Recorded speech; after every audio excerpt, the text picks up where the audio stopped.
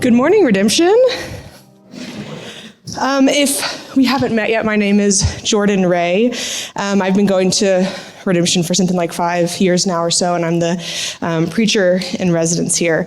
But it's been a minute since I've preached, but I'm really happy to be back here with you all this morning. I am currently 7 months pregnant, so if you hear me huffing and puffing, no, you didn't. Mind your business. But yeah, no, y'all know how close you are to having a preacher preach barefoot in like a muumuu this morning, but I did put on my nicest Crocs to come and to be here. No, but this is like the first and the only time that I'll preach during this pregnancy. And so it's just particularly special for me to be here this morning and to have my daughter also here in the pulpit with me. And if you've been here before, I've cried in every single part of this service, communion, benediction, preaching, whatever. So expect nothing else this morning as well. But yeah, I'm really grateful and I'm happy to be here with y'all this morning. This summer, we are doing a series on the Old Testament minor prophets. Last summer, we did kind of a big survey of the entire Old Testament. This summer, we're doing kind of a survey over the minor prophets themselves. And that's where we are. We are right smack dab in the middle of that. And so today, we're diving into a prophetic book, like we would call it. However, today, while it is in the middle of this series, it is also distinctly different from the rest of the series because it is a completely different prophetic book than the rest of the minor prophets, the rest of the minor prophetic books are.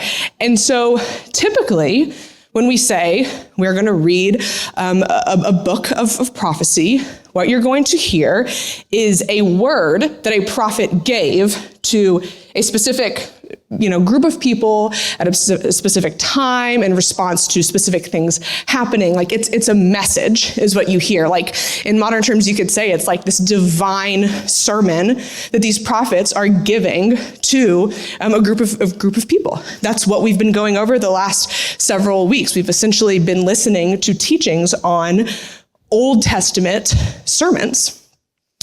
Today, however, this one is distinctly different. And instead of it being a book that shares a message from a prophet, this morning it is a book that is simply about a prophet.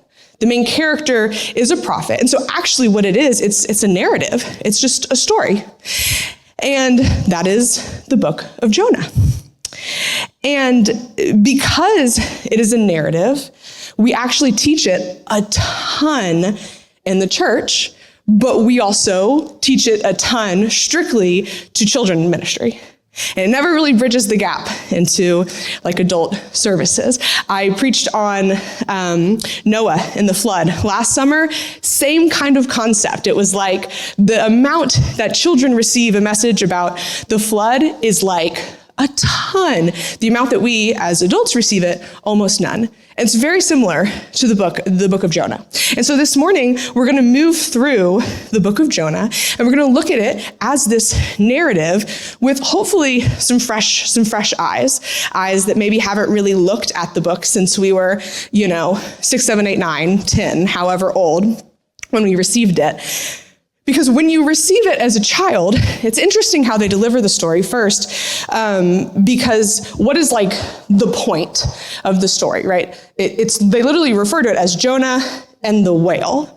Like the point is the fish. The fish is in the title.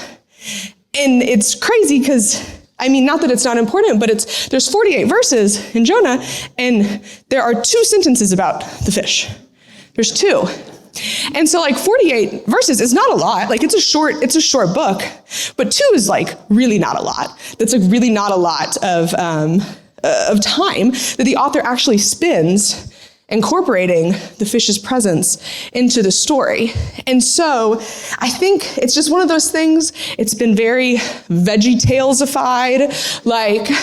There's a cucumber and a tomato present in the retelling when I'm reading it sometimes in my head. And I want us this morning to kind of look at it and move through the whole book. So we're going to read the whole book of Jonah this morning together and just like look at it from beginning to end and look at it as this complete story, because that's what it is. And that's like how, it was written as like, here is a piece of narrative and we want you to see beginning, middle, and end.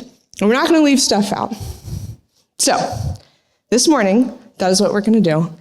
We're going to be in the text a lot, but we're going to just kind of move through it like a story time.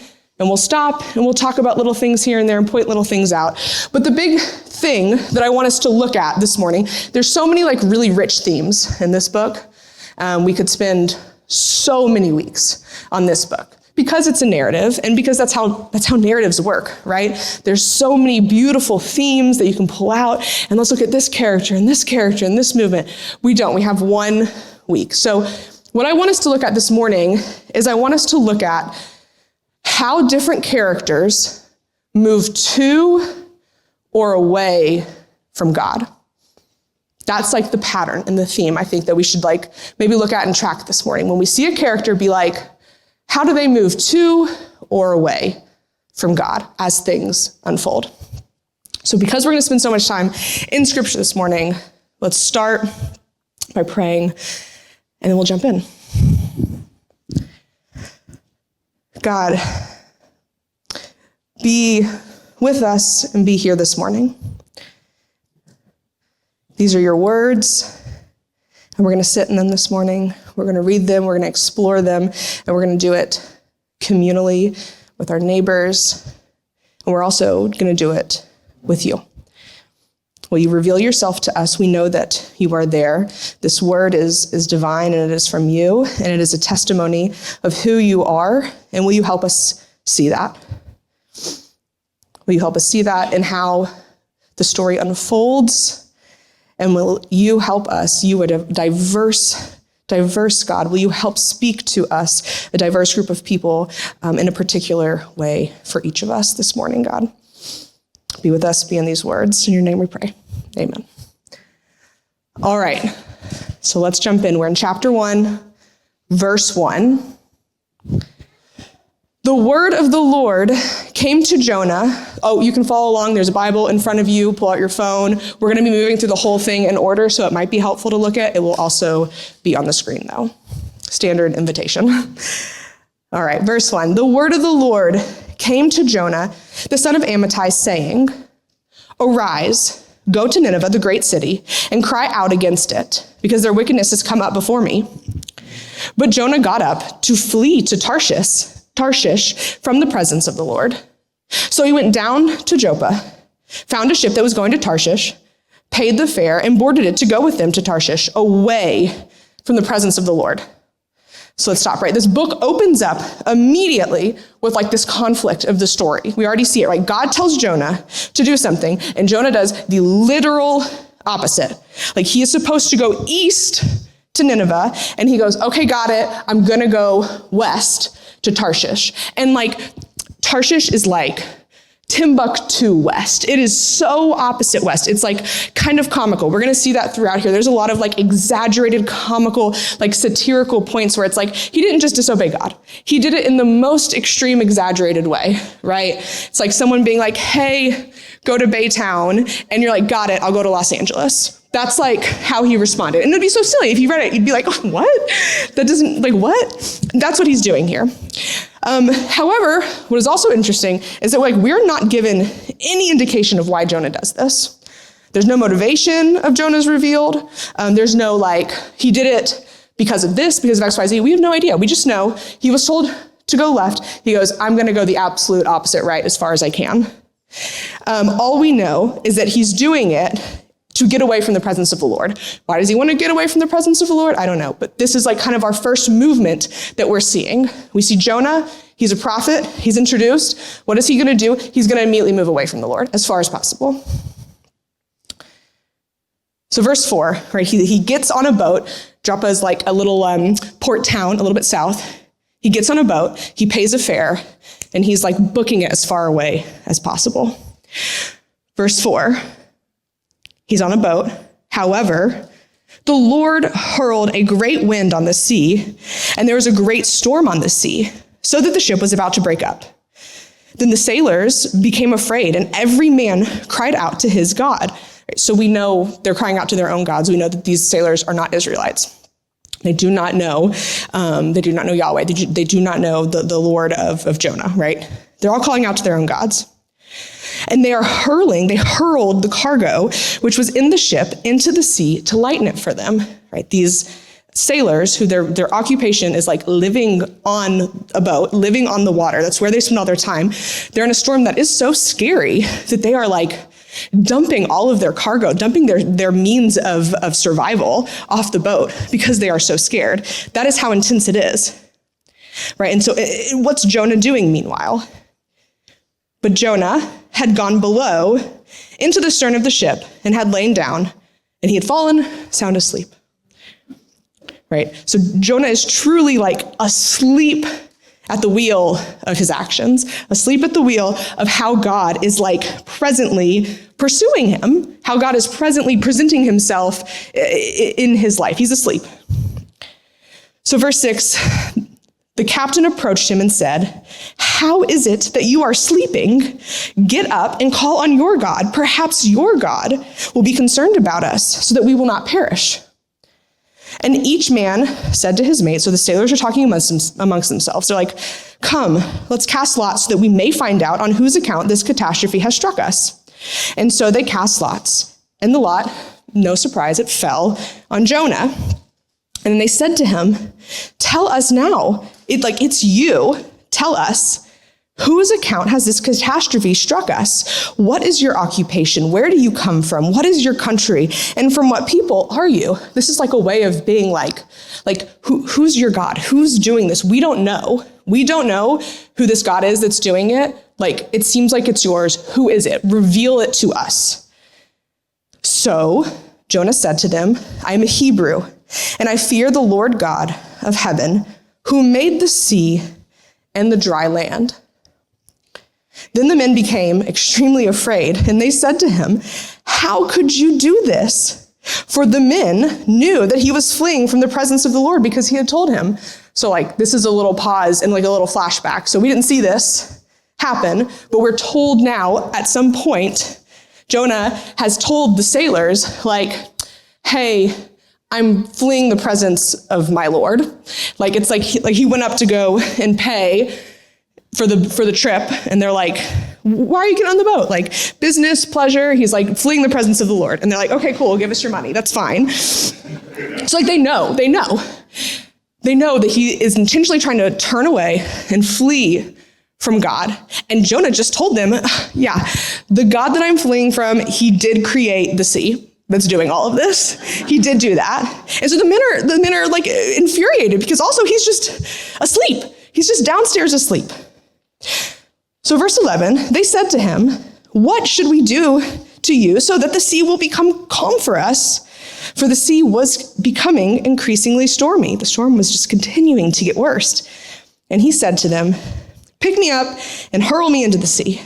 Then the sea will become calm for you, because I know that on account of me, this great storm has come upon you." However, the men did not think that was a good idea. They were like, that doesn't feel right. So instead, however, the men just rowed desperately to return to land, but they could not, because the sea was becoming even stormier against them. Then they cried out to the Lord, and they said, "We earnestly pray, O Lord, do not let us perish on account of this man's life, and do not put innocent blood on us. For you, Lord, have done as you pleased." So the sailors are kind of aware. They're like, this doesn't feel right, but we don't know what else to do. And this guy told us to throw him in the sea. Please don't be mad at us. The God who we don't know anything about, but clearly it seems like you're in control. So that's what they do. They picked up Jonah and they hurled him into the sea. This is verse 15. They hurled him into the sea, and the sea stopped its raging. Then the men became extremely afraid of the Lord. When we hear afraid, remember, we're talking reverence, we're talking awe. We're these men were just oh my goodness, cowered in awe and amazement at the God who was clearly in control of this situation. And so what do in response to that? Extremely afraid of the Lord, and they offered a sacrifice to the Lord, and they made vows. And the Lord designated a great fish to swallow Jonah, and Jonah was in the stomach of the fish for 3 days and 3 nights. So in this first chapter, we're seeing movement on two parties. We're seeing Jonah repeatedly saying, away from the Lord, fleeing the Lord. And we see this other group of people, the only other characters we've seen are the sailors, who immediately turn towards the Lord. There's a turning towards. That's the movement we've seen from the characters so far. Now, chapter 2 opens up. Chapter 2 is this perspective of Jonah while he is apparently inside of this fish. It's a prayer from Jonah to God, and he's like talking about what his experience was as he was descending to the depths of the sea. And oftentimes we see this whale as a form of like punishment for Jonah. Like the whale is this picture of purgatory. Like Jonah was bad, therefore a fish swallowed him, and he kind of had to stay in there for a couple days until he changed his ways, and then he was spit out. I mean, maybe there's like images and stuff of that in there, but like when we read this, when we're going to read this, what Jonah really seems to be reflecting on is that like the fish didn't punish Jonah, the fish saved Jonah. Jonah was thrown overboard, and he was descending into the depths of the world, into nothingness and nowhere, right? And we have to remember in ancient times, there's this view of like up is towards God, is towards heaven, right? Towards the mountain, we look up. Down is the opposite. Down is away from God, away from heaven. It's into nothingness and nowhere. And that's where Jonah is going, nothingness and nowhere. And it's this fish that swallows him, swims up, and then coughs him back up onto dry land. So let's read this, and let's listen for how Jonah is reflecting on this fish actually being like this means of his salvation somehow. So chapter 2, verse 1.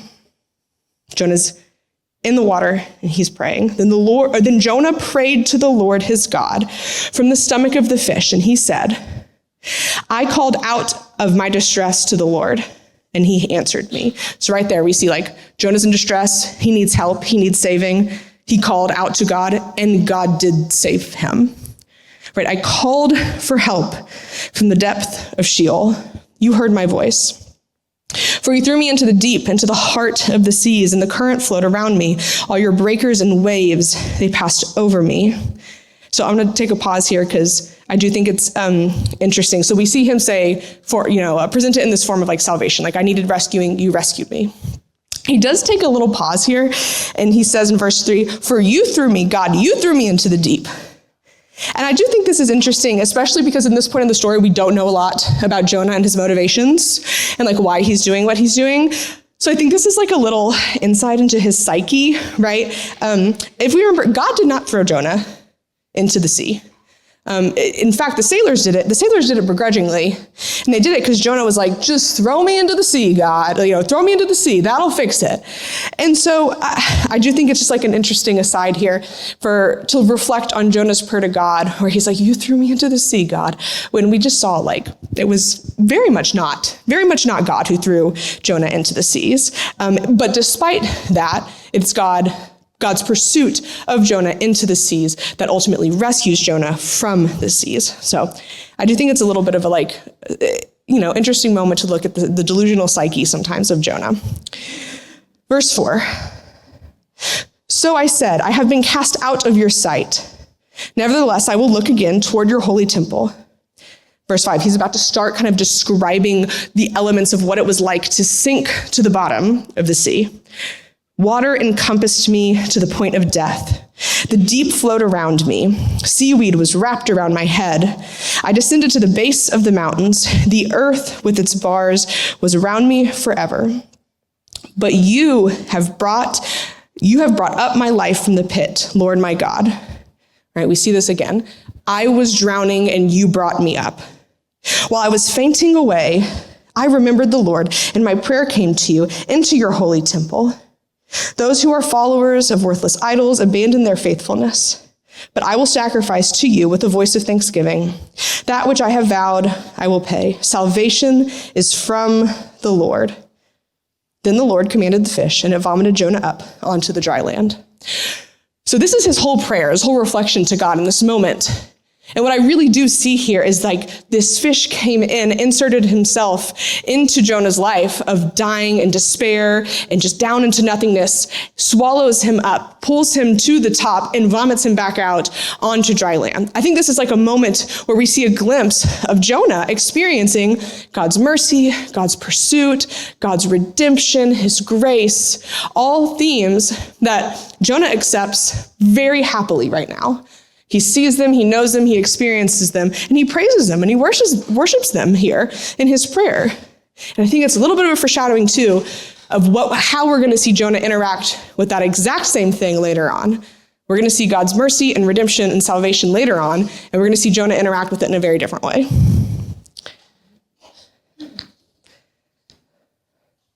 All right, chapter 3.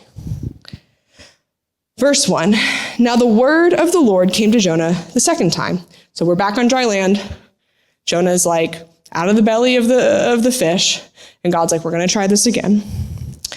The word of the Lord came to Jonah the second time, saying, arise, go to Nineveh, the great city, and proclaim to it the proclamation which I am going to tell you.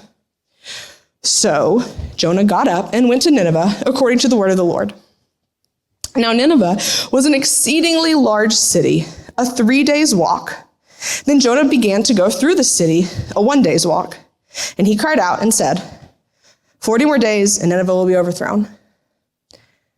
So when we see that Jonah is doing the bare minimum here. He's doing the bare minimum. They say Nineveh is huge. It's a 3 days walk. Jonah goes in for 1 day. He does not cross the city, doesn't even go to the middle of the city, goes in a third of the way, stops there. Then we also see that what his message is, what this divine sermon is that's supposed to encourage and urge these people, repent, turn from your ways. What it is 40 more days and Nineveh will be overthrown. That's it. In Hebrew, it's 5 words. That's it. And we're going through a series about the minor prophets, we're reading what those sermons would look like, and none of them look like that. Maybe we wish that they looked like that when we're knee deep in Amos. We're give me 5 words here. What are the bullet points here? But that's not what they do. That's not how prophets talk. That's not how they communicate. They are poetic and they're descriptive. They are long-winded, a little bit, And so it is comical. Again, we're seeing this comedy of this prophet who you think should go into this city, who goes in 1/3 of the way across the city and gives the most ridiculously short, bare minimum message you've ever seen. It is comical. But what is equally as wild is that the response to this bare minimum message is the most. It is it is the most successful sermon we've ever seen in the Bible, ever. Because what happens immediately, everyone turns to God. Everyone. It is a crazy response to the nothingness that Jonah really provided. Verse 5. They hear this 5-word sermon. In verse 5, the people of Nineveh believed in God. And they called a fast, and they put on sackcloth, from the greatest to the least of them. Everybody did this.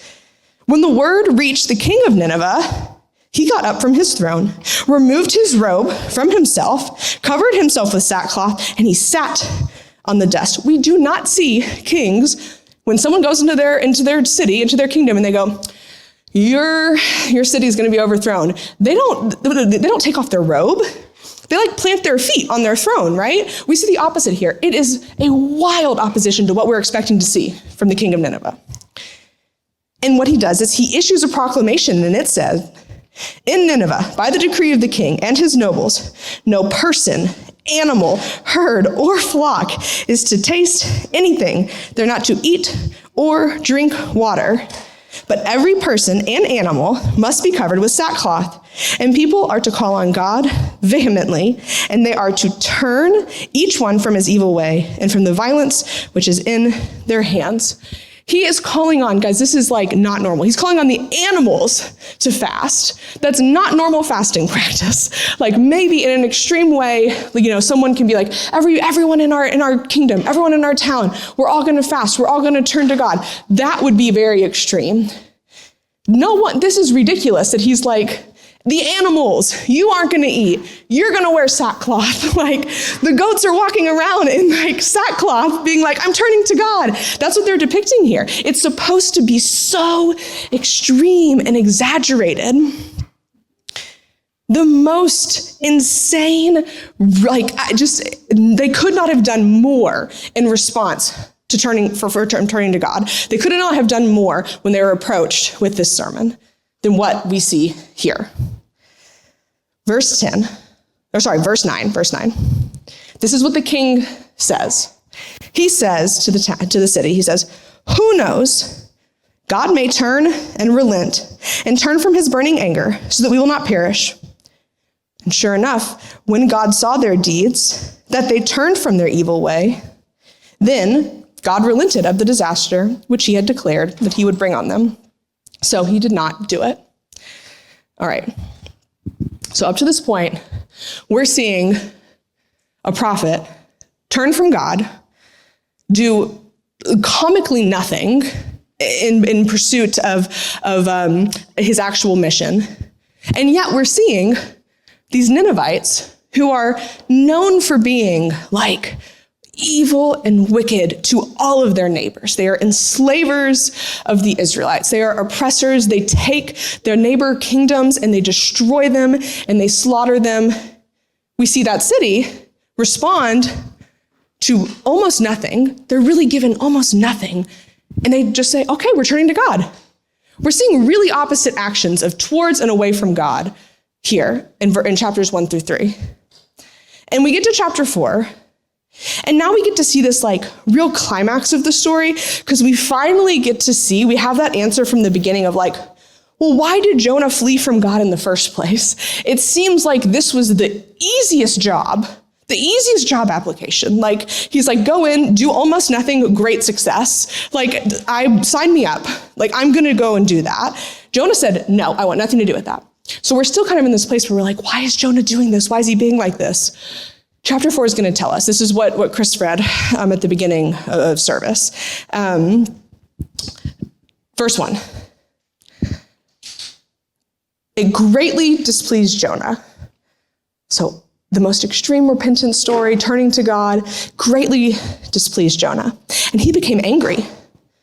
Then he prayed to the Lord and said, please, Lord, was this not what I said when I was still in my own country? Therefore, in anticipation of this, I fled to Tarshish, since I knew that you are a gracious and compassionate God, slow to anger and abundant in mercy, and one who relents of disaster.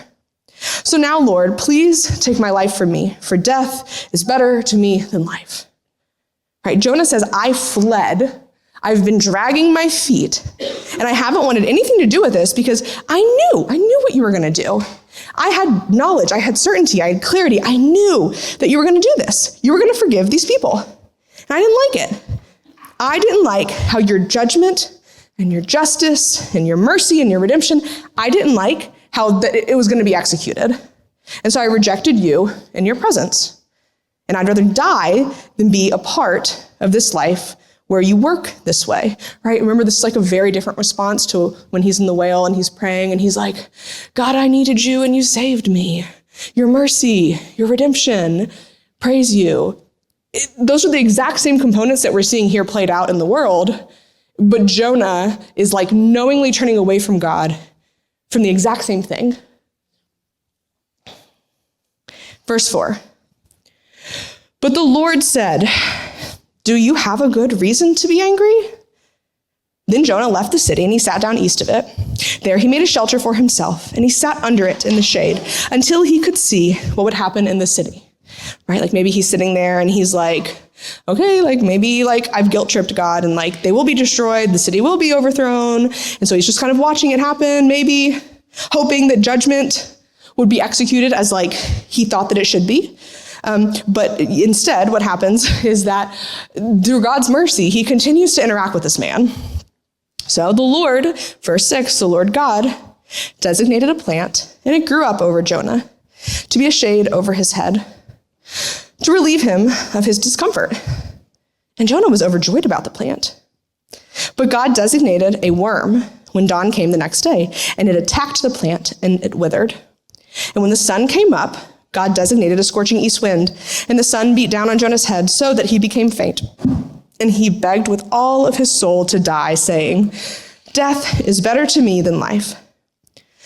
But God said to Jonah, "Do you have a reason to be angry about the plant?" And he said, "I have a good reason to be angry, even to the point of death." And then the Lord said, "You had compassion on the plant, for which you did not work and which you did not cause to grow, which came up overnight and perished overnight. Should I not also have compassion on Nineveh, the great city, in which there are more than 120,000 people who do not know the difference between their right hand and their left, as well as many animals?" And that's it, and that's how the story ends.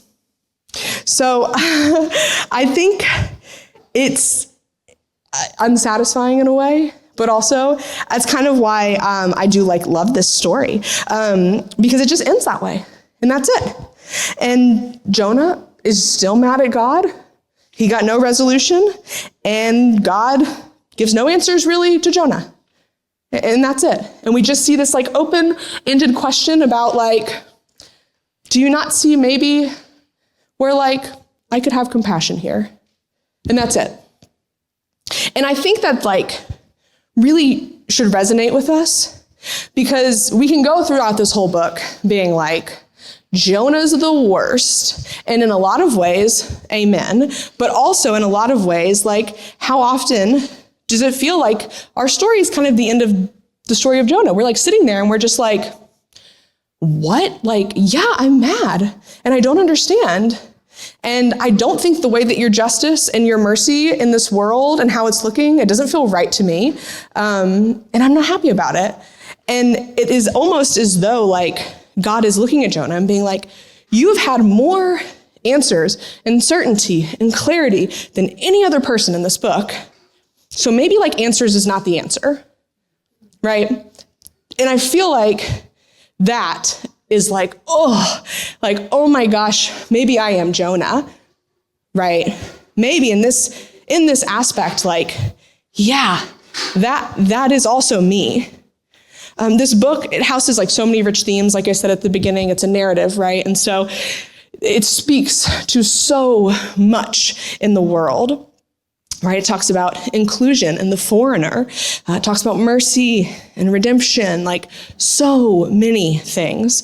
When I was going through this book this time, and maybe it's the place in my life where I am as well, the thing that really just jumped out to me was how Jonah, this character that had the most certainty and knowledge and understanding of who God was, every time his body moved, it was away from God.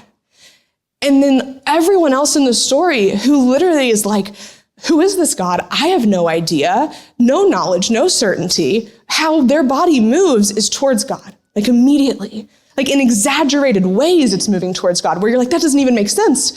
Why would they turn towards God because of that? And so I think that in part, what this story is trying to also teach us is to disconnect the idea of certainty and knowledge with communion.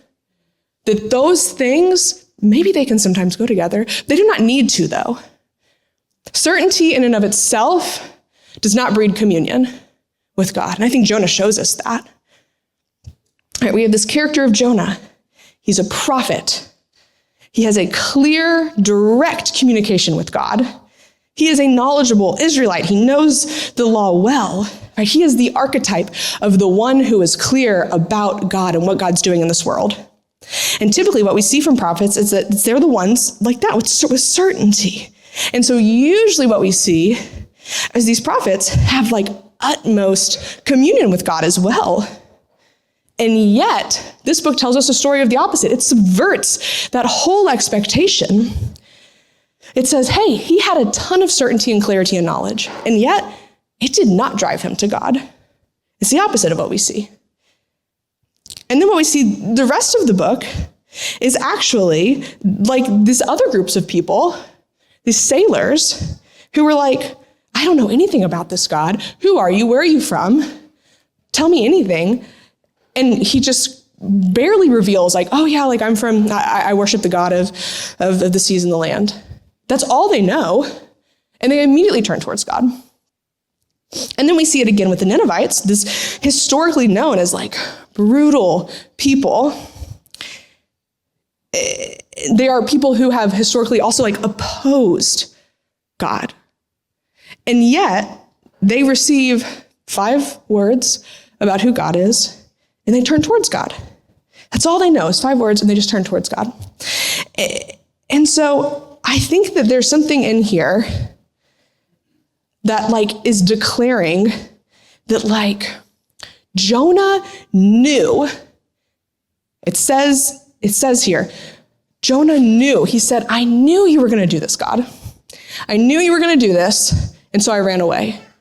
And on the other hand, you have this king of Nineveh, and he goes at the very end, he's like, hey, who knows? Maybe this God will turn and relent. Who knows? Maybe just as we turn from our ways, maybe this God will turn from his. I don't know. Who knows? What completely opposite attitudes of certainty that we see here. Jonah knew, and all others were like, who knows? I don't know. And yet we see one group, the one who knew, who is so far separated and is running from God. And then those who didn't know, who said, who knew? Who knows? I don't know. Who knows? Let's just try it, maybe. Being driven towards God.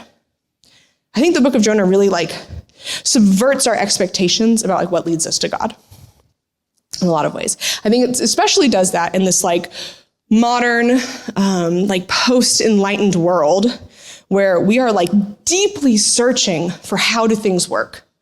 We want to know, how does logic play out? How do systems work? We have this like great hunger for like, why is God doing what he's doing? And who is God? And I want a systematic theology, and let's figure this out and let's put it into boxes. And those are like not bad things, right? We see that oftentimes lead to really good and beautiful things of knowing who God is. However, I think this book does remind us that those in and of themselves does not communion come from.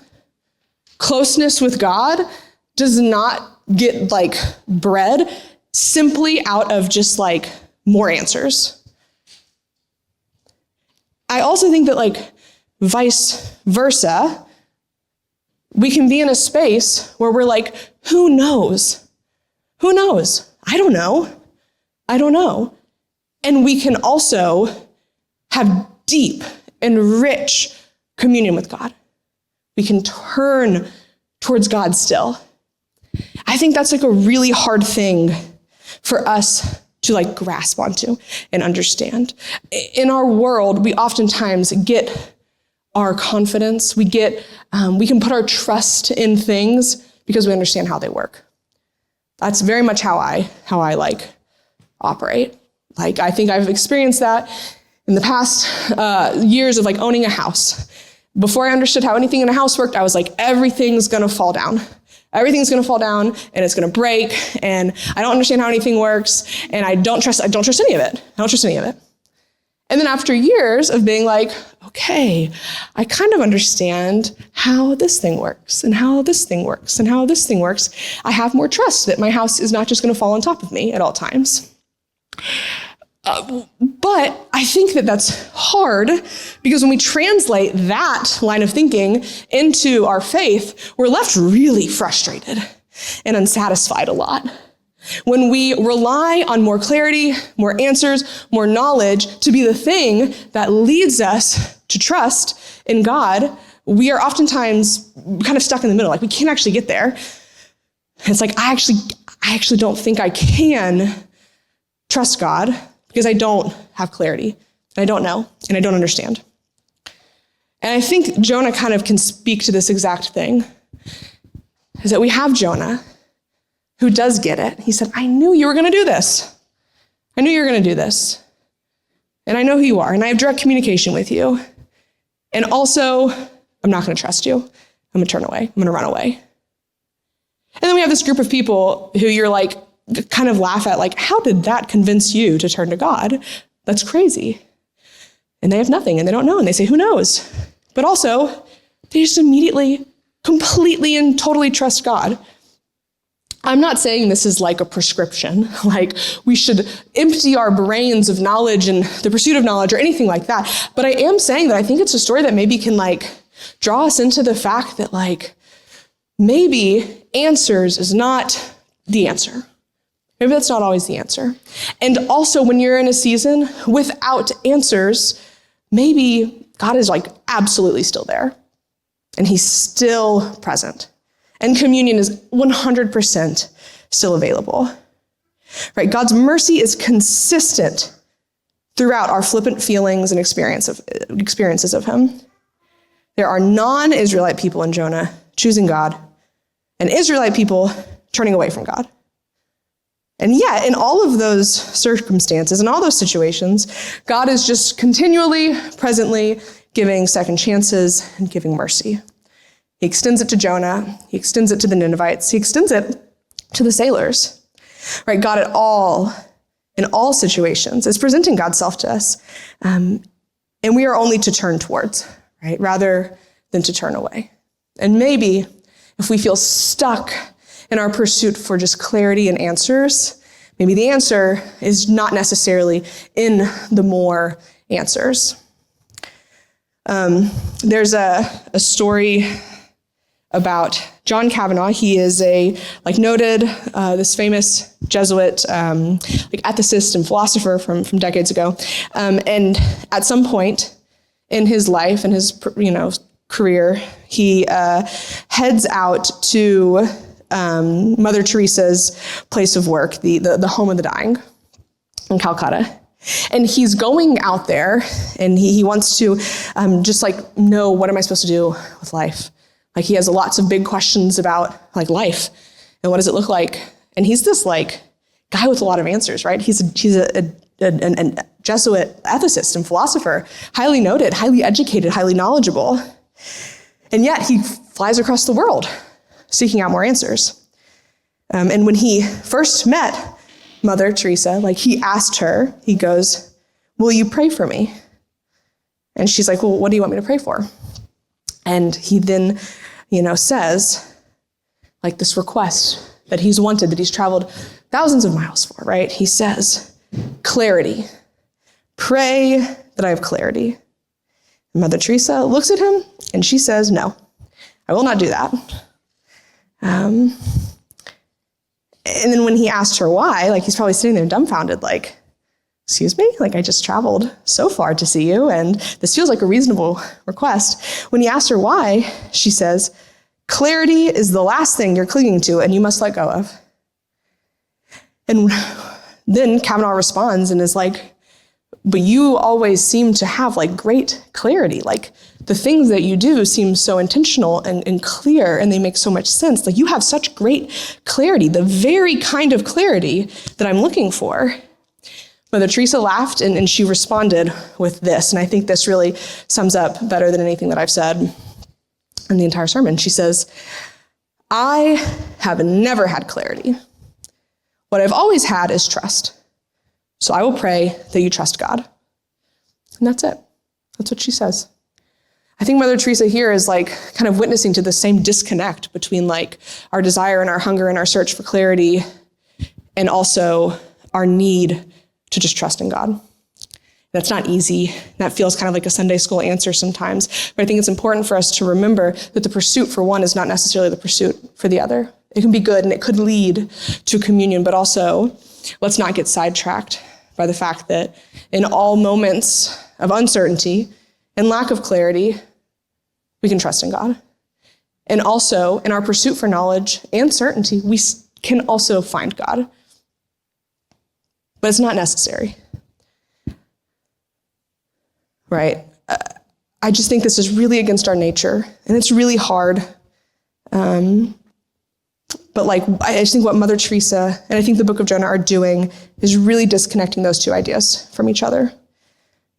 Doubt, uncertainty, lack of clarity, all of those things can and they will, let me affirm you, they will exist in our spiritual life. And yet, communion with God can simultaneously exist as well. And we trust not because we know, right? Knowing doesn't actually make us do that. But we trust despite not knowing. That's what we're invited into. Like, because who knows? Just like the king, like, who knows how God works? Who knows, right? But let's turn to God amidst that anyway.